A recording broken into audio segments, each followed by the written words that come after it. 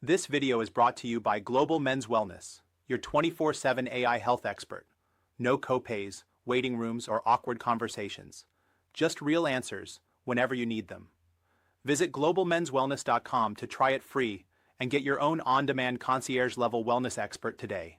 Welcome to the deep dive, and specifically, welcome to the 21st Century Man podcast. Yeah, great to be diving into this. Today, we are getting into chapter 76 of what I think is a really fantastic book, The 21st Century Man by Dr. Judson Brandeis. Absolutely. It's called Sex on the Beach. That's the one.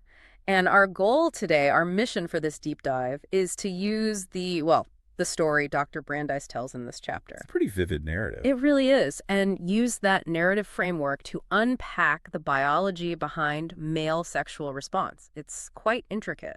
It is, and the book lays it out so clearly, linking the story to the science. We'll be using the text excerpts from the chapter itself as our guide. Exactly. So we'll follow the story, but really dig into what's happening inside the body from that first moment of, attraction. That initial spark. Right. Through the whole cascade of getting an erection, what happens during climax, and even how things change as we get older. All based on what Dr. Brandeis explains in this chapter. It really grounds the science. So get ready to understand the inner workings straight from the source material. It's fascinating stuff. Definitely. He makes complex biology really accessible. Okay, so let's set the scene first, like the book does. It starts with this feeling of anticipation, right? The first Nantucket lifeguard party of the summer. Yeah, you can almost feel the salt air. Jack, the character, isn't just going to hang out. He wants to meet someone. He's making an effort. The book mentions the details: ironing the Hawaiian shirt, the hair gel. Putting his best foot forward, so to speak. He drives up with his friends, heads down to the beach, the energy's building, and the party scene is painted really well. Oh yeah, tourists, locals, a Jimmy Buffett cover band. Classic beach party soundtrack. Totally. Beer, summer heat, lots of people. It's packed, it's alive, just a very stimulating environment. And it's right in the middle of all that stimulation, the music, the crowd, that something specific happens. A signal cuts through the noise. Yeah, he hears glass break, kind of snaps his attention. He turns around. And bam, here she is. The girl in the tangerine bikini. The description is pretty potent. Green eyes shimmering, olive skin flawless. You get the picture immediately. Yeah. And the effect on Jack is just profound, instant. She's laughing, totally unfazed by the broken glass, while guys are scrambling around her. Jack's just locked on. Captivated. That visual moment, that's the spark. Okay, so the big question then is, what's actually happening physically when you see someone and have that intense reaction? Well, as Dr. Brandeis explains, it really all kicks off in the brain. That visual input is hugely important. The book makes a specific point about vision in men, doesn't it? It does. It mentions that a full 30% of the male cortex is dedicated to visual processing. Think about that. 30%, that's a lot of brain power just for seeing. It really is. And it helps explain why, for many men, visual cues can be such a powerful trigger for attraction and arousal. Seeing Stacy, for Jack, hits that visual center hard. So it's not just a passive observation. Seeing her actively triggers something in his brain. Absolutely. And it's not just the visual cortex lighting up. Yeah. That input triggers the release of a specific mix of chemicals, neurotransmitters. Okay, what are we talking about here? The source highlights two key ones, dopamine and oxytocin. Dopamine. That's the pleasure chemical, right? Reward, motivation. Exactly. It gives you that rush, that feeling of, ooh, this is good, I want more. It's involved in pleasure, reward, even the early stages of addiction, frankly. And oxytocin. I think of that as the bonding hormone. But that's often how it's described, yeah. Yeah. It plays a big role in social bonding, trust, empathy, feeling connected to someone. So the brain releases both the feel-good and the connect chemicals. Pretty much. It's like nature's way of creating a powerful draw. The dopamine makes the encounter rewarding and motivating. Makes you want to approach, maybe. Right. And the oxytocin adds this layer of wanting connection, wanting closeness. It's not just fleeting pleasure, it's setting the stage for potentially something more. That combination, dopamine and oxytocin, the book calls it a magnetic attraction. Which is a great way to put it. It's a biological pull, drawing people together. Quite amazing, really. And this chemical reaction in the brain, it doesn't just stay there, does it? Jack feels something physical. The book describes an electrical wave of pleasure. Yeah, that sensation is important. It signals a major shift happening in the body's overall state. A shift? What kind of shift? Well, for an erection to happen, the body needs to move out of a stress state. the fight or flight mode. Where blood vessels might be constricted. Exactly. The sympathetic nervous system needs to quiet down. And the parasympathetic nervous system, the rest and digest or relaxation system, needs to take over. So that electrical wave is basically the body switching into relaxation mode. It's part of that signal, yeah, initiating the shift. Because you absolutely need that relaxed physiological state for the blood vessels involved in erection to open up properly. Okay, that's interesting because relaxation isn't the first word I'd associate with intense attraction. You feel energized, maybe nervous. It's not about feeling sleepy. It's a specific physiological relaxation of certain systems, particularly the smooth muscles around blood vessels. Your mind could be racing, but internally, those vessels need the signal to chill out and widen. Got it. So if you're too stressed or anxious, that relaxation response can't happen. And getting an erection becomes biologically very difficult. So brain sees attractive person, releases dopamine and oxytocin, signals the body to shift towards this parasympathetic dominance. That's the essential sequence. Okay, sequence established. Brain signals, chemicals flow, body shifts to relaxation. Then Jack feels those specific sensations, butterflies, the electric current, and then tingling in his pelvis and penis. Right, and the book explicitly links that tingling feeling to the initial surge of blood into the pelvic region. What causes that surge? Is it just general blood flow increasing? It's more specific than that. It's triggered by the release of a very important molecule from the nerves right there in the pelvis, nitric oxide. Nitric oxide. Okay, I've heard of that. The book calls it the on switch. Which is a perfect description. Nitric oxide, or NO, is a chemical messenger. Its main job here is to tell the smooth muscles around the blood vessels feeding the penis to relax. So it's a signal to open the gates. Pretty much. Imagine those muscles squeezing the vessels slightly. NO tells them to let go. When they relax, the vessels widen. That's vasodilation. Wider vessels mean more blood flow. Exactly. A lot more blood can rush into the area very quickly. That's the initial surge causing that tingling sensation. So the on switch is flipped by nitric oxide. Is that the whole story for blood flow? Not quite. Nitric oxide is the crucial first messenger, but its release then triggers the production of another chemical, this time inside the cells lining the penile arteries themselves. Okay, another player enters the game. Yes, this was called CGMP, cyclic guanosine monophosphate. Again, the name isn't as important as what it does. And what does CGMP do? Think of it as amplifying and sustaining the relaxed signal that nitric oxide started. The source says CGMP causes a cascade of chemical reaction. A cascade, like dominoes. It's exactly like dominoes. CGMP sets off a chain reaction inside those arterial cells, leading to even more profound relaxation and expansion of the arteries within the penis. So nitric oxide cracks the door open and CGMP throws it wide open. That's a great analogy. This massive expansion of the penile arteries allows for that significant surge of blood flow needed to fill the erectile tissues. Right. So this chemical cascade NO, then CGMP, is what dramatically increases blood flow into the penis. Jack is feeling this. The story moves on. Stacy looks at him. Making eye contact, intensifying the connection. And he feels his penis growing. Has to adjust his shorts. She smiles, stands up. The book describes her physique. And by now, Jack is at full mast, feeling his manhood throb. Full mast. That clearly indicates a rigid erection has been achieved. And understanding how it gets rigid requires looking at the structure of the penis itself, which the book details. Okay, let's get into the anatomy described in the source. It mentions 3 cylinders. That's right. 3 tube-like structures bundled together, and they're all encased in this tough, slightly stretchy outer layer. What's that called again? The tunica albuginea, or just tunica. Think of it as a strong sheath holding everything in place and, crucially, containing the pressure. And inside this sheath, the 3 cylinders, what are they? 2 of them are the main erectile bodies. They're called the corpus cavernosa, plural of corpus cavernosa. Oh, corpus cavernosa, okay. The book describes them as pretty substantial, about as thick as a cigar each. These are the ones that fill with blood to create most of the rigidity. And the 3rd cylinder? That's the corpus spongiosum. It surrounds the urethra, the tube for urine and semen, and it forms the head of the penis, the glands. It gets engorged too, but doesn't get as rigidly hard as the cavernosa. So the main rigidity comes from those 2 corpus cavernosa filling up. What's inside them? The book says it's like a sponge. Yeah, an incredible matrix, it says. That sponge analogy is very accurate.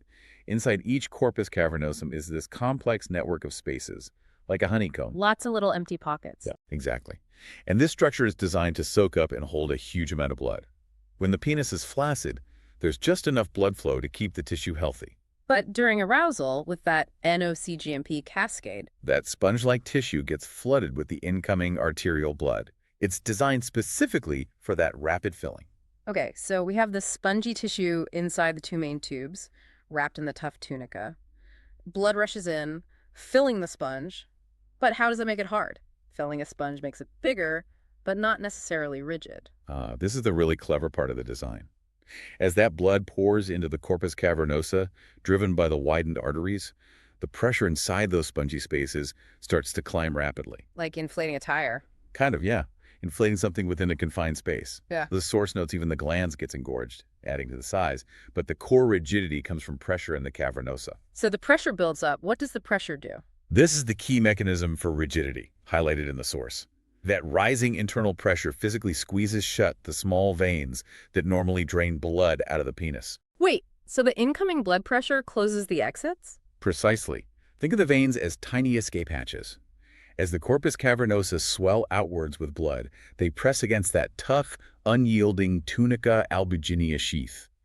This pressure effectively pinches the draining veins closed. Wow, so arteries are pumping blood in forcefully. Thanks to NO and CGMP keeping them wide open. And the veins trying to let blood out get squashed shut by the internal pressure against the outer sheath. You got it. High inflow, drastically reduced outflow. The blood gets trapped inside the corpus cavernosa. And that trapped blood just keeps building the pressure higher and higher. Exactly. Pushing the erectile tissue firmly against the tunica, creating that rigidity. That's what gets jacked to full mast. Yeah. It's a hydraulic system, essentially. That is genuinely elegant engineering, using the inflow pressure to block the outflow. And the book mentions how fast this all happens. Yeah, it's remarkably efficient. A full erection can happen in less than a minute under the right conditions, and the size increase can be substantial. The source says up to 5 times the flaccid volume. 5 times. That really shows how much blood that spongy tissue can hold. It underscores the incredible capacity of the corpus cavernosa.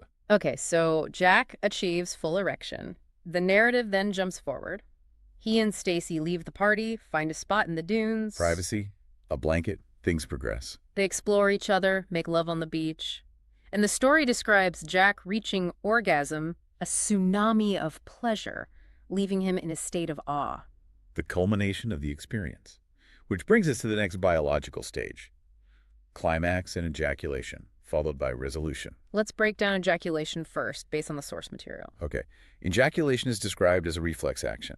It starts deep inside the body when stimulation reaches a certain point. What happens internally? Key glands, specifically the prostate and the seminal vesicles, contract forcefully.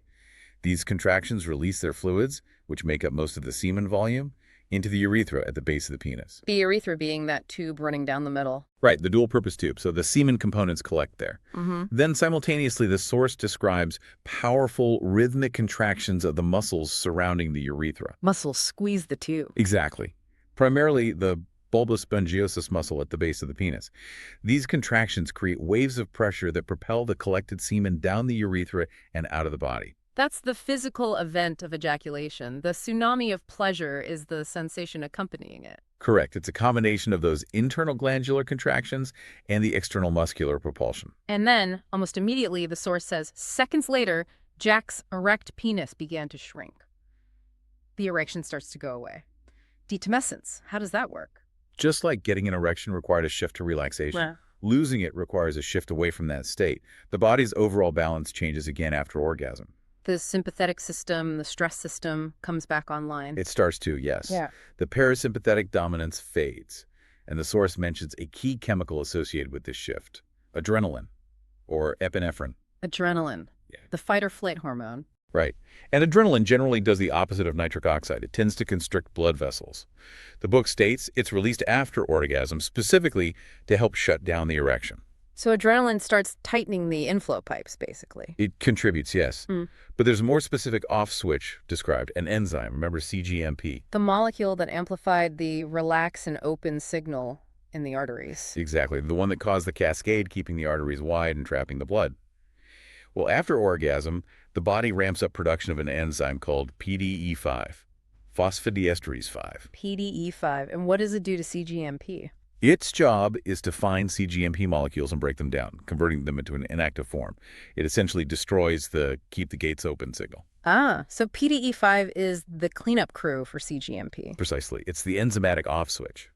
Once PDE5 inactivates the CGMP, the smooth muscles around the penile arteries no longer get the strong signal to stay relaxed. So they start to contract again. They do. The arteries narrow. This reduces the inflow of blood. And critically, with the internal pressure dropping, those draining veins that were pinched shut are no longer compressed. So the exits open back up. Right. Blood can now flow freely out of the corpus cavernosa and back into general circulation. The pressure drops, the sponge empties, and the penis returns to its flaccid state. A very neat reversal of the process, and necessary, as the book points out. You can't stay erect forever. Functionally, you need to return to baseline. Go home, go to sleep, go to work the next day. The PDE5 mechanism ensures the system resets. Now, this whole story in Chapter 76, Jack's experience, it depicts this system working flawlessly, effortlessly. The source notes this is often typical of youth. Yeah, it captures that peak function moment. But Dr. Brandeis wisely transitions from this ideal scenario to the reality of aging. Because the system doesn't always stay so effortless, right? Unfortunately, no. The book makes it clear that while this complex cascade works beautifully in teens and 20s, the ability to get and maintain erections tends to decline gradually as men age. And there's solid data on this. Very solid. The source references the Massachusetts men's study. This was a huge, long-term study. Tens of thousands of men followed for over 20 years. A massive data set. Exactly. And it provided some of the most reliable figures we have on the prevalence of erectile dysfunction, or ED. What did that study find about ED rates by age?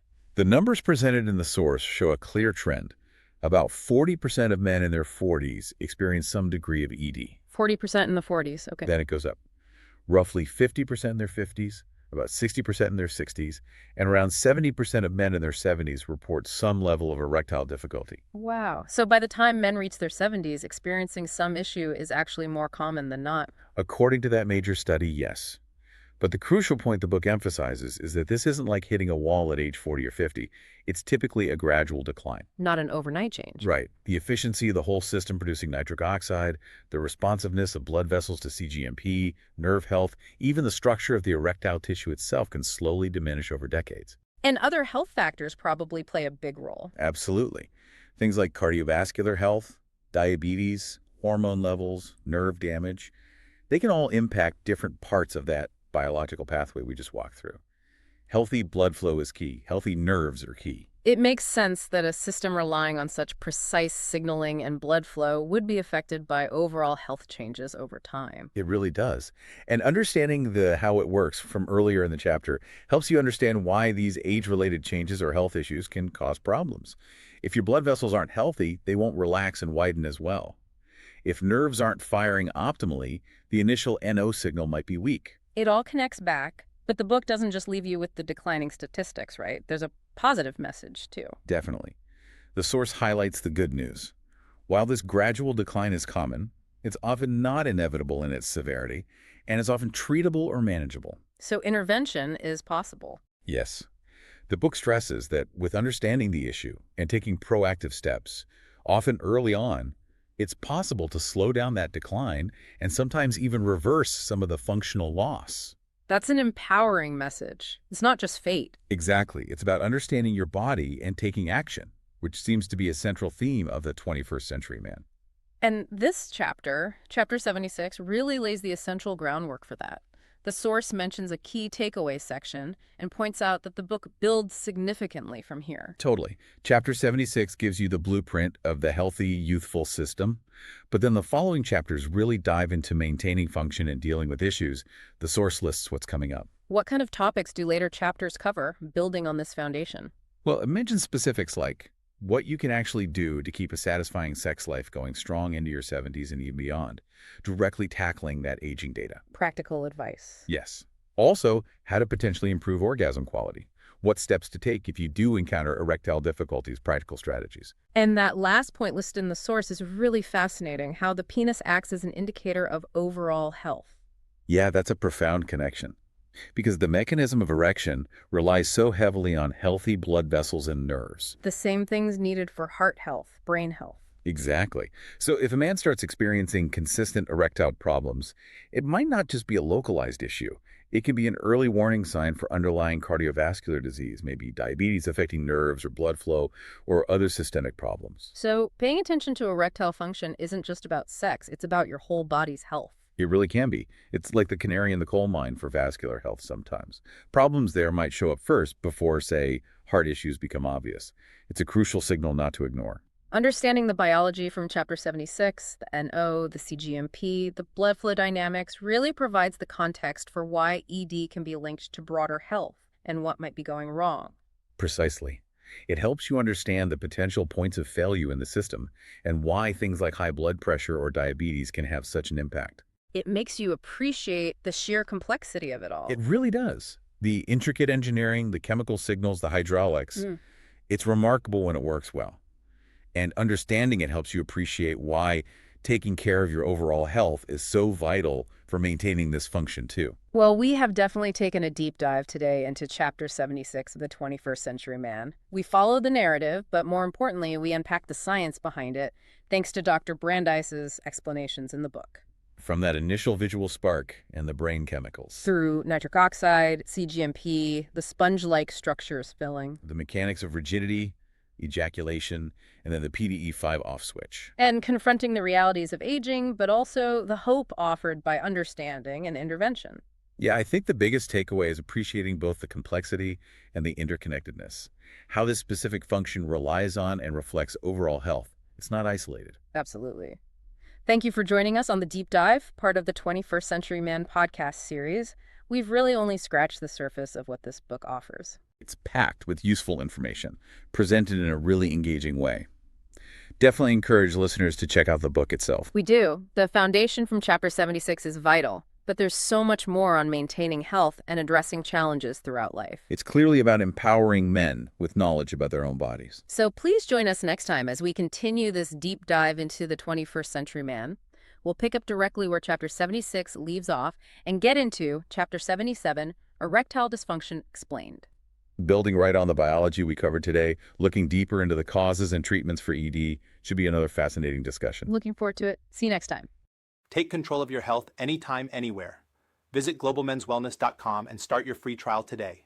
Get expert-level answers in seconds, not weeks, without the cost, the wait, or the awkward conversations. Real support on your terms. Visit globalmenswellness.com now.